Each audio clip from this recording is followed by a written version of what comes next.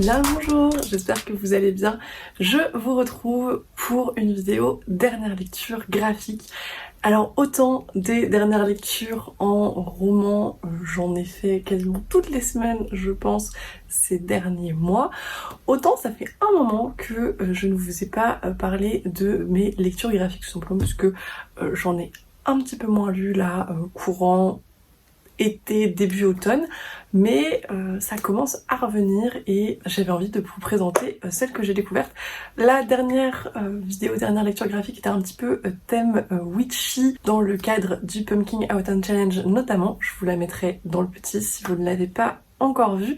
Et là il y a aussi un espèce de thème un petit peu spécial, contexte automnal, Pumpkin Autumn Challenge, etc. C'est plutôt mythes et légendes. J'espère que ça va vous plaire. Et je vous propose qu'on commence tout de suite. Et comment parler de graphique, mythes et légendes sans parler de mythologie grecque, parce que c'est un peu, à mon sens, la base, en tout cas, la mythologie qui est la plus représentée dans la littérature, en tout cas dans la littérature que je lis. Et là, j'ai profité du Pumpkin Autumn Challenge, j'ai profité de l'automne pour découvrir un artbook que j'ai financé sur Ulule il y a quelques mois maintenant, que j'ai reçu il y a pas très longtemps et qui me faisait extrêmement envie. C'est Apothéosis de Neith, qui est du coup un artbook sur la mythologie grecque que je trouve déjà absolument splendide. L'illustration de couverture avec des dorures est absolument somptueuse et l'intérieur de l'artbook n'est pas en reste. J'aime particulièrement, alors c'est dommage je vous montre que des mecs, mais j'aime particulièrement son dessin en fait des déesses et des personnages féminins. Décidément je ne vous montre que des hommes, voilà. J'aime beaucoup son trait sur les déesses et sur les personnages féminins, je trouve que c'est absolument splendide. Et il y en a une que, si je devais vous montrer ma préférée, il y a Perséphone bien évidemment. Neith, si vous ne la connaissez pas, c'est l'autrice, l'illustratrice, la scénariste de Agape, qui est une réécriture du mythe d'Hadès et Perséphone que personnellement j'ai adoré. Je vous en ai parlé dans ma vidéo sur cette réécriture que je vous mettrai juste là. Et donc j'adore son dessin de Perséphone, mais celle que je préfère, je pense que mon illustration préférée c'est celle de Méduse, qui est à la fois absolument magnifique et à la fois absolument triste et absolument affreuse, parce que je trouve qu'elle illustre extrêmement bien la vie de Méduse et les choses affreuses qui lui sont arrivées.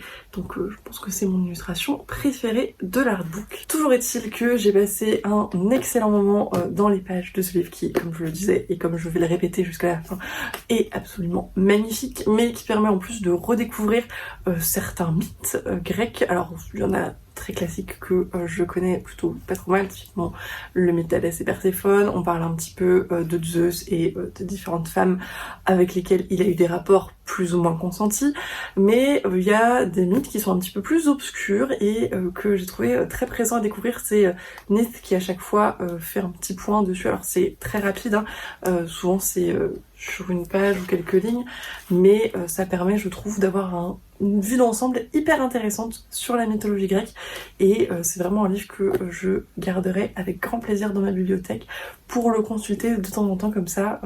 Je trouve que c'est un super objet si vous êtes un peu fan de ce type de mythologie. Encore une fois, c'était une campagne Ulule. Alors je vais essayer de retrouver un lien où il est possible de se le procurer. Il me semble que l'autrice a une boutique, mais j'essaierai de vous mettre ça en barre d'infos. Alors je suis désolée si je parle du nez, j'espère que ça ne s'entend pas trop, mais c'est la saison, hein, je suis un peu enrhumée, donc je parle du nez, j'espère que c'est pas trop désagréable. Le deuxième livre que j'ai lu est pareil, un livre magnifique que je gardais pour cette saison, pour ce challenge, c'est Histoire de fantômes du Japon, donc de Lafcadio Hearn, illustré par Benjamin Lacombe, qui est lui aussi à tomber par terre sur la couverture, sur les illustrations à l'intérieur. C'est vraiment un objet livre de toute beauté et c'était encore une fois une lecture extrêmement plaisante. Ce qui était très intéressant également, c'est que l'introduction nous raconte un petit peu les origines de cette histoire, en tout cas de Lafcadio Hearn, et de la différence entre l'horreur dans la culture occidentale et l'horreur dans la culture asiatique, notamment japonaise. Et j'ai trouvé ça absolument passionnant. C'est vrai que en fait on se rend compte qu'ils abordent des thèmes qui sont peu ou pas abordés en Occident. Typiquement le rapport à la mort qui est très présent, le rapport à la réincarnation, à la vie seconde qui est assez absent de nos histoires d'horreur, à nous en tout cas effectivement de celles que j'ai pu lire typiquement dans les contes macabres ou ce genre de choses. Et en fait initialement on entre dans un récit un petit peu de voyage qui se retrouve ponctué et de plus en plus de contes et de récits horrifiques, et c'était vraiment très très chouette à lire, très très agréable. Ça se lit très très vite, hein. Finalement le livre est assez impressionnant en termes de format, mais il fait moins de 300 pages et c'est des toutes petites pages de texte en fait, et ça va être surtout les illustrations qui sont juste un bonheur. Ça a un côté un peu creepy mais à la fois très contemplatif et très beau mais à la fois macabre en fait, et c'est ça qui est, je trouve, bien réussi. Il y a un équilibre qui est assez intéressant, et ça parle de légendes que je ne connaissais absolument pas et qui étaient très intéressantes à découvrir. On sent quand même qu'il y a certaines choses, certaines influences qui ont probablement traversé un petit peu les continents, parce qu'il y a des histoires qui se ressemblent à des choses qu'on connaît un petit peu, mais globalement ça reste des choses qui nous sont assez étrangères, donc c'était hyper intéressant. Et j'ai enchaîné sur le deuxième volume que je gardais également très précieusement pour cette période. C'est donc Esprit et créatures du Japon, toujours de Lafcadio Hearn, illustré par Benjamin Lacombe. Et encore une fois, l'objet livre est absolument splendide, hein. Les illustrations sont hyper cool. Alors j'aime beaucoup les premières pages, puisqu'en fait il y a un jeu avec du calque et les petits esprits comme les esprits de la forêt dans Miyazaki, que je trouve absolument formidable. Voilà, ça m'a beaucoup plu. L'objet livre en lui-même est très très beau, et encore une fois c'était des histoires très intéressantes, un petit peu horrifiques. Alors là on est plutôt sur l'aspect yokai, donc soit objets, soit animaux, insectes, alors que dans le premier volume on est plutôt sur effectivement les esprits, les fantômes, la réincarnation, ce genre de choses. Donc c'est un petit peu différent, mais ça reste quand même dans le même esprit, je trouve. Celui-là est un petit peu plus court que le précédent. Il y a aussi on parle aussi un petit peu du petit peuple japonais, et donc voilà, des yokai, de tout ce que ça implique. Donc c'était encore une fois intéressant, parce que c'est une culture sur laquelle j'ai pas beaucoup de connaissances, donc c'est toujours cool. Et voilà, c'est un petit peu plus court, mais encore une fois ça se lit extrêmement bien, c'est magnifique, c'est parfait pour la période. J'étais vraiment ravie de le découvrir pour ce challenge en cette saison, et voilà, autour d'Halloween, je trouvais que c'était parfaitement adapté. Et franchement, encore une fois, c'est des objets livres que je conserverai avec grand plaisir et que je refeuilleterai, je pense, de temps en temps, puisqu'ils seront un très bel ajout à ma bibliothèque. Ensuite, des histoires de dieux résolument plus modernes dans un comics, donc The Wicked, The Divine, le tome 4 Rising Action de Gillen McLevy et Wilson Coles, qui est publié chez Image Comics. C'est un comics que je lis en VO mais qui est traduit je crois en français, il me semble que je l'avais déjà vu en librairie. Et The Wicked, The Divine, ça raconte l'histoire d'une société où en fait tous les 10 ans je crois les dieux reviennent sur Terre. Alors les dieux de plusieurs panthéons, il y a des dieux grecs mais il y a des dieux nordiques, il y a des dieux plutôt hindous, ce genre de choses, et ils sont là. Ce sont en fait des dieux qui s'incarnent plus ou moins dans le corps de mortels, enfin de gens qui étaient préexistants à cette arrivée, et donc ils ont des pouvoirs, ils sont divins, ils sont plus ou moins invincible pendant 2 ans, et après il meurt. Alors là on est au tome 4, donc je vais pas vous raconter ce qui se passe parce que clairement ça va être extrêmement spoilant. C'est une histoire qui est très particulière, un petit peu psychédélique, mais les dessins le sont également. Si je vous... Voilà. Typiquement, hein, c'est ce genre de dessin, donc très moderne, très comics, mais avec des couleurs extrêmement flashy et une ambiance voilà très psychédélique, très décalée, un petit peu what the fuck parfois, mais le ton de l'histoire est comme ça. Il y a beaucoup de grossièreté. C'est pas des dieux gentils, mignons, tout ça, et c'est pas une histoire gentille, mignonne.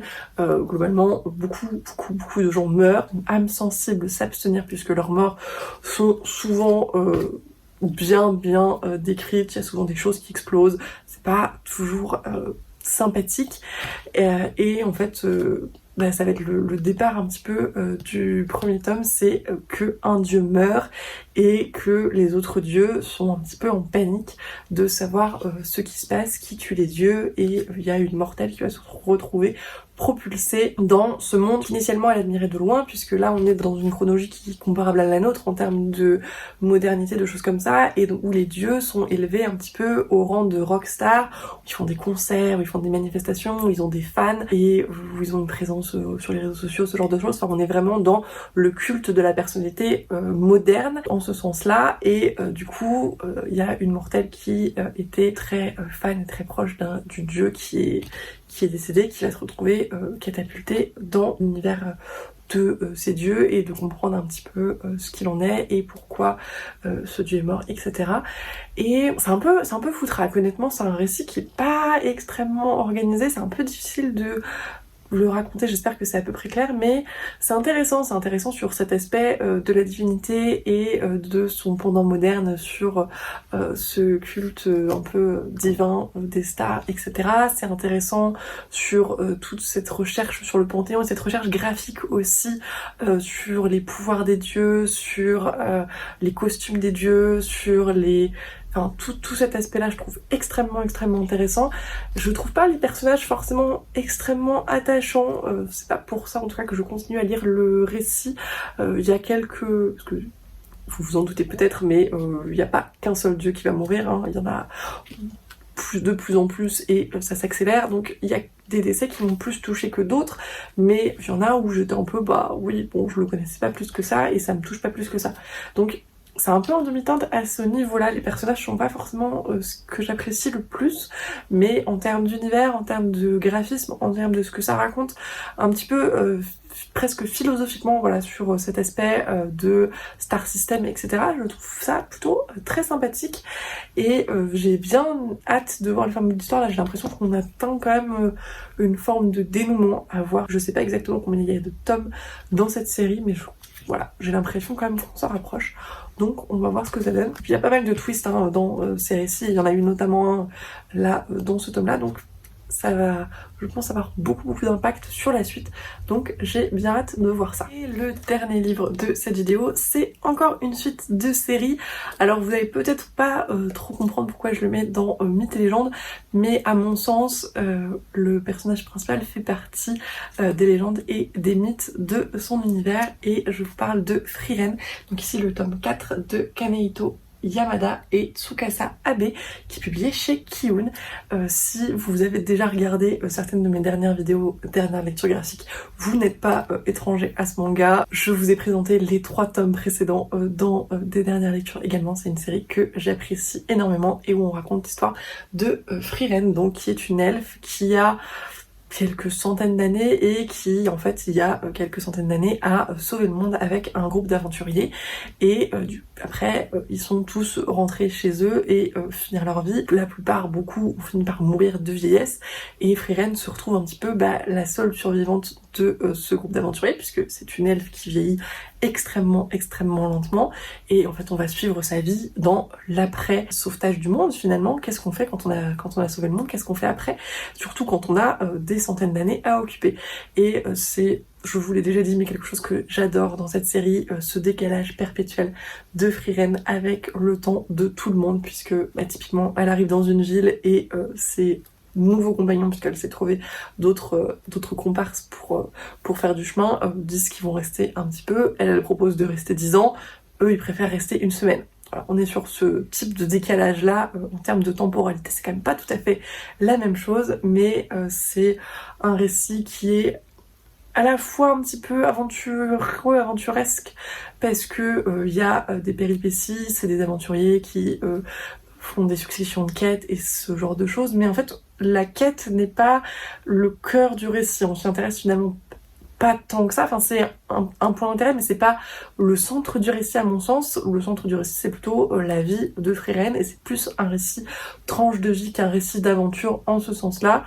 On suit ses rencontres, on suit sa recherche perpétuelle de sorts, puisque c'est finalement sa quête, un petit peu de la quête de sa vie finalement à elle, c'est de trouver le plus grand nombre de sorts possible, même des sorts qui servent à rien ou qui ont peu d'intérêt finalement, ça l'intéresse elle, et de fil en aiguille, de péripétie en péripétie, elle se retrouve à faire des combats, à faire des choses comme ça, mais elle est pas là pour ça d'une manière générale, et voilà, on la suit dans tout ça, et c'est vraiment un personnage que j'aime beaucoup. beaucoup.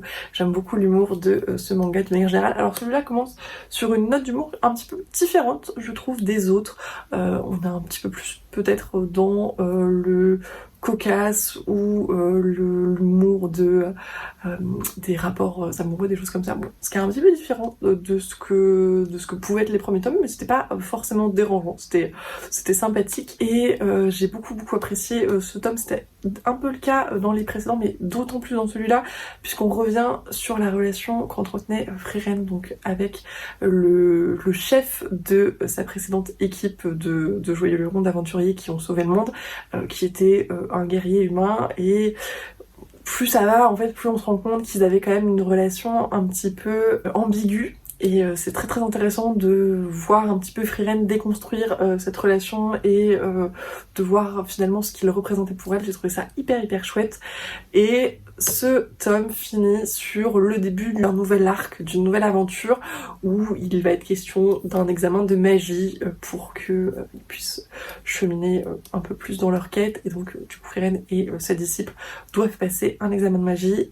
A priori il y a plusieurs épreuves, des choses comme ça a l'air hyper cool. Donc j'ai très hâte de voir ce que ça réserve dans la suite. Et ce que je trouve génial dans cette série, c'est qu'on reprend vraiment plein de choses qui fonctionnent bien dans les séries de fantasy. Donc voilà, les aventures, les quêtes, les monstres, les groupes d'aventuriers, les examens de magie, enfin voilà, plein d'éléments qui fonctionnent. On fait un petit mélange, on met ça sur du tranche de vie et franchement ça fonctionne trop bien pour moi. C'est une série que j'apprécie énormément lire et je ne peux que vous la recommander si vous ne l'avez pas découverte. Et en tout cas moi j'attends le prochain tome avec impatience. Et c'est la fin de cette vidéo, merci de l'avoir regardée jusqu'au bout si vous êtes encore là. Comme d'habitude, je vous remercie de tous vos commentaires, de tous vos messages, de tous les échanges qu'on peut avoir. C'est toujours un plaisir de discuter avec vous. N'hésitez pas à me dire si certains des livres que j'ai présentés vous tentent ou si vous les avez déjà lus. Si vous avez fait des dernières lectures graphiques sympas ces derniers temps également, c'est toujours cool d'en découvrir de nouvelles. Et comme d'habitude, je vous souhaite d'excellentes lectures et je vous dis